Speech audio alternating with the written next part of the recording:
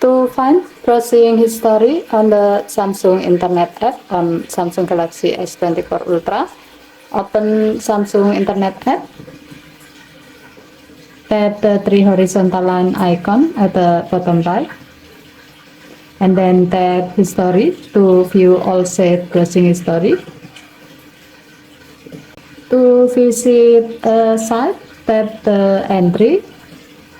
To copy the site to your clipboard, tap and hold the entry, tap share button, and then tap copy icon to copy the selected site to your clipboard.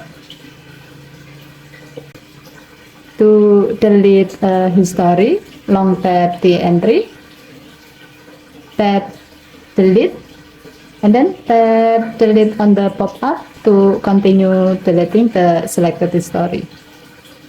Okay, thank you for watching. Please help to like and subscribe.